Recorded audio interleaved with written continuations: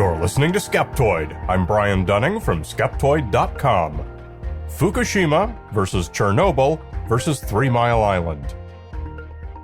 In March of 2011, an undersea earthquake sent tsunamis thundering across Japan, killing nearly 20,000 people and creating the most expensive natural disaster in history. Among the casualties was the Fukushima Daiichi nuclear power plant, which was almost completely submerged by the tsunamis, an unprecedented event.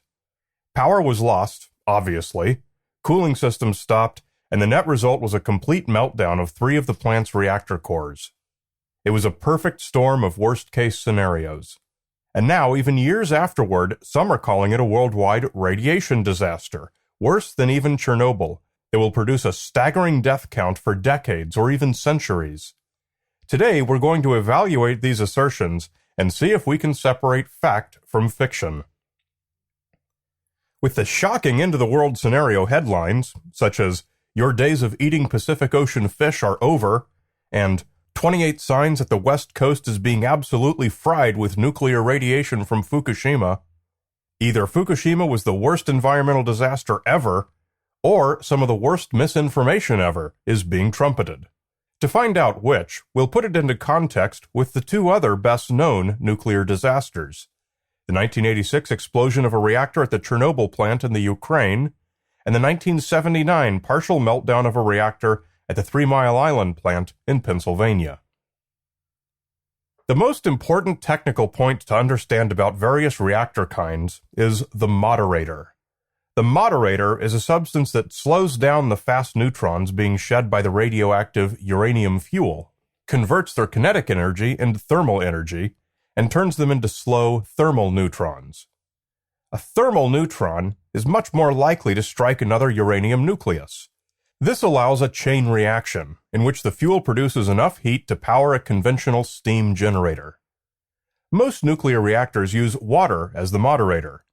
Put uranium fuel rods into water in the proper configuration, and you'll get a chain reaction. Chernobyl, however, was a very different type of machine. It was what we call an atomic pile, the devices first designed during World War II to produce plutonium for atomic weapons. The atomic pile is literally a pile of graphite blocks, 1/2 meter long and 1/4 meter square, with a hole bored through the long axis. These graphite blocks were used as the moderator.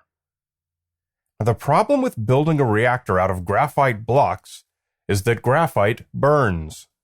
Contain burning graphite within a concrete structure, and it explodes. This is exactly what happened at Chernobyl, and it's exactly why nobody would ever build a graphite-moderated reactor today. The whole reactor core was literally a bomb waiting to go off. 3 Mile Island and Fukushima were both water-moderated reactors.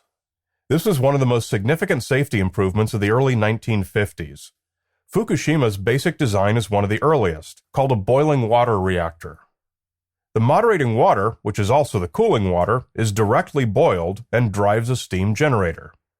The reason the Fukushima accident happened is that all sources of power were destroyed by the tsunami, including backups, and their backups. And without the pumps to keep the system circulating, the cooling water boiled completely away. The system to insert control rods to stop the reaction wouldn't operate, and the fuel melted. For months, fire hoses sprayed water into the open reactors to prevent open flames from pumping radioactive smoke into the atmosphere. This contaminated water was barely containable. It leaked into the ocean and was stored in anything that could be used as a tank. 3 Mile Island's design was a step newer, called a pressurized water reactor, and it's of the same basic type as most existing plants. The main incremental safety feature here is that the core is kept pressurized to prevent the water from being able to boil, and as water's temperature goes up, its ability to moderate neutrons goes down. Thus, the system is self-regulating. If the core gets too hot, it stops working efficiently, so it cools back down. But like any system, this one was prone to breakdowns and human error. A broken valve allowed coolant water out of the core, and a confusingly designed instrument panel fooled operators into thinking the opposite was happening, who then let out more. By the time they figured it out, enough damage had been done that radioactive water had been able to mix with the separate water that runs through the steam generators. That radioactive steam was then released through the plant's filtration system, which removed nearly all the dangerous contaminants. Fortunately, at 3 Mile Island, only a tiny amount of radiation was released. It wasn't expensive cleanup and repair, but it was effectively contained. None of the containment structures were breached. There were no injuries, nobody within 16 kilometers received more than a chest x-ray's worth of radiation, and epidemiological studies predicted 0 eventual deaths. At the opposite end of the spectrum was Chernobyl. Since the plant openly exploded, a huge amount of very dangerous radioactive debris was spread over a large area. 2 people were killed outright by the explosion, and a few dozen first responders were dead of acute radiation poisoning within 3 months. Estimates of eventual deaths vary wildly, with the most extreme coming from anti-nuclear activists, but the best epidemiological studies predict about 4,000 eventual cancer deaths in the region. Reactors produce a lot of radioactive elements, but the 2 we care most about are iodine-131 and cesium-137. Iodine-131 is very dangerous, but fortunately it has a very short half-life of 8 days. After 10 half-lives, or about 80 days, it's basically gone and no longer a threat. 3 Mile Island produced about 560 gigabecquerels of iodine-131. Chernobyl produced about 3 million times as much, about 1,760 petabecquerels.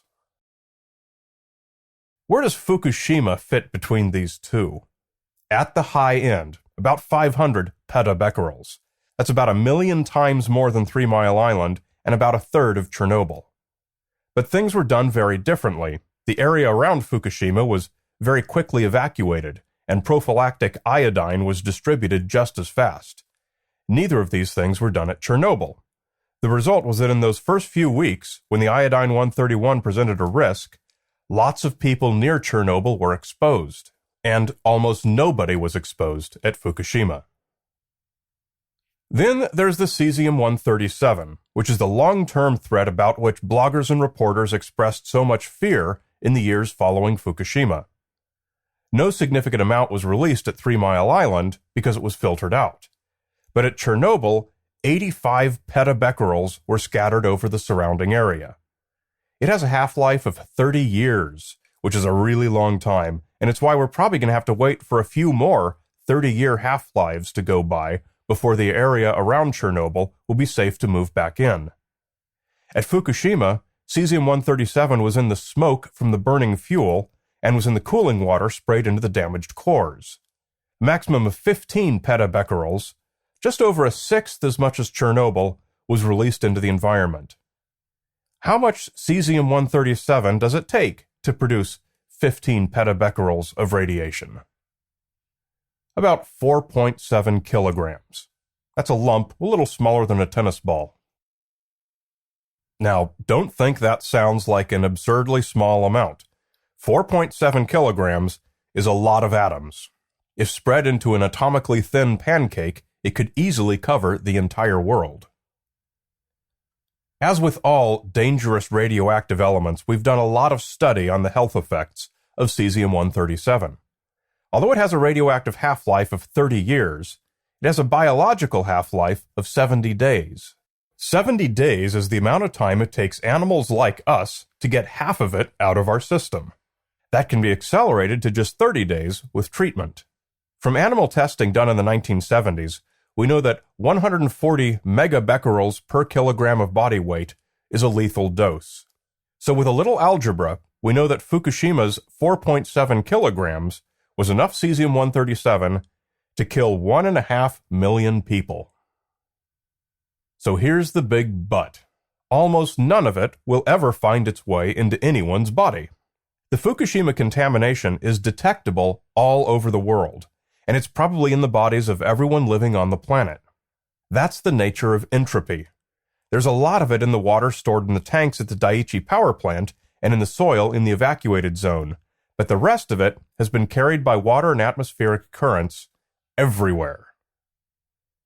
Our oceans contain 1.5 billion cubic kilometers of water. Dilute Fukushima's 4.7 kilograms into that, and every cubic kilometer of water would contain less than 1,000th of a lethal dose.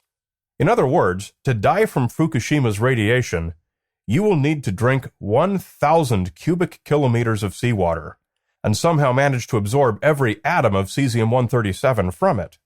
But if you're looking only to eventually get cancer, then you might be able to do so on only a few hundred cubic kilometers of the Pacific. But if you tried to do that, you would already die 1 million times over from just the primordial radioactive elements that exist naturally in our oceans. More than 15 zetabecquerels, a million petabecquerels, of naturally occurring potassium-40, rubidium-87, uranium-238, and so on. This is the central thesis of science reporters who have been desperately trying to respond to scientifically illiterate fearmongers printing headlines like, "Your days of eating Pacific Ocean fish are over," and 28 signs that the West Coast is being absolutely fried with nuclear radiation from Fukushima. Our planet's entropy has, long ago, already rid itself of any credible threat from the Fukushima radiation, outside of the immediate evacuation zone. Fishing has long been suspended from Daiichi's vicinity, so there's no way that eating illegally caught fish can give you any significant Fukushima radiation. The Fukushima disaster will probably end up being the most expensive industrial accident and cleanup in history, but it has certainly not been among the most dangerous, thanks largely to Japan's prompt action. The newest World Health Organization assessment concludes, "No discernible increase in health risks from the Fukushima event is expected outside Japan. With respect to Japan, this assessment estimates that the lifetime risk for some cancers may be somewhat elevated above baseline rates in certain age and sex groups that were in the areas most affected." Clearly, it wasn't good. But if you want to be able to develop proper response plans, you have to understand the correct facts about the situation. Absurdly exaggerated and sensationalized reports do not help anyone. Rather, they increase confusion and decrease our ability to respond to such events appropriately.